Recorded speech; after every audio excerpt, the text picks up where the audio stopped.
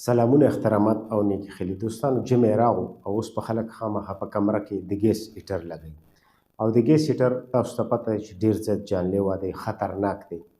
ډېر خلک ترنه مخکې مړه شوي دي، زخمین شوي دي، خلک ترنه سوي دي. په کمره کې اکثر به دماکه وشي.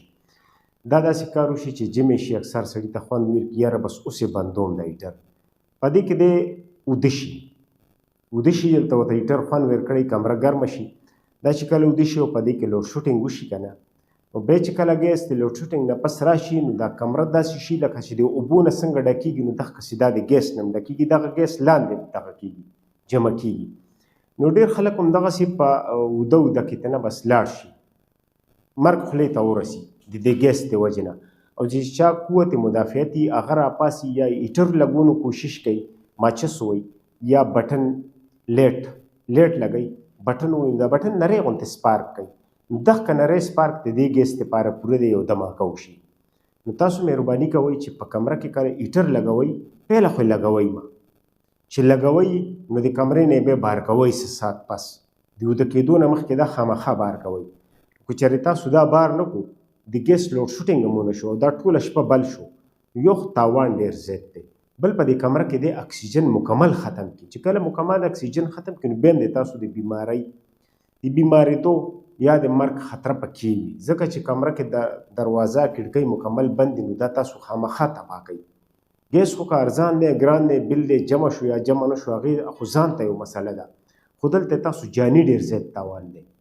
جاني تاوان داسې تاسو سره بچي وسوځي، تاسو سره د کور نور افراد در کې وسوځي. اکثر خلک راپاسي لیټ ولګوي، سوچ یې نه ودی خوب نه راپاسي او به ډایرکټ تیلی ووایي چې تیلی ووایي هغه سوچ برابر نه چې تیلی ووایي نو کمره کې درز دروازې وتي، خلک سوي او ډېر خلک داسې مخکې هم حادثې شوي دي. نیکسټ ټایم درته دا یو آګاهي پیغام در کوم، که کمرې نه هیټر بار نه وباسئ چې یا چوله بار نه وباسئ. بعضې خلک چوله هم لګوي، هغه چوله د دې نه هم زیاته خطرناکه ده.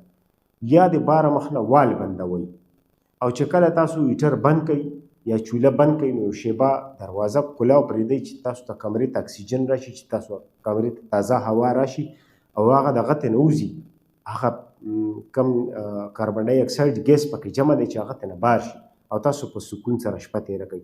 د ګیس د هیټر نه بغیر هم شپه تېرېږي. ګرمې کپړې سړی واچوي، جرابې واچوي، پاجامه واچوي، بنین واچوي، بړستن کې سم بس ختم. نو نه د ګیس تاوان او نه د تاسو جاني تاوان. دا یو اویرنس میسیج مې در کولو چې تاسو خپلو خپلوانو سره یار دوست سره مخکې شیر کوئ او دا یو یا دهاني میسیج ورته ویر کوئ چې یاره دغسې ګیس مه لګوئ، په کمره کې هیټر مه لګوئ. اکثر داسې وشي چې کله دا بعضې کورونه چې نوي کنیکشن یې وکړي، د اوس دا نوي کنیکشن کېږي، خلک کوي لګیا دي، نوي کنیکشن چې وشي نو اکثره خلک ترنه پوه نه وي، هیر وي ترنه، سوچ کښېني چې یاره دا شی خو دومره خطرناک دی، په خپله کور کې لیدلی نه. نو د نوو خلکو دپاره خاص کر هغه خلک چې کوم نوی کنیکشن چا کړی دی نو مهرباني وکړئ دا شی د ګیس هیټر د کمره کې بالکل مه لګوئ. ګرمې کپړې شته دی هغه استعمالوئ، هغه د تاسو ته تاوان نه درکوي. ویډیو لایک کړئ، چینل سبسکرایب کړئ، په لویه لمه سپارم. خدا حافظ.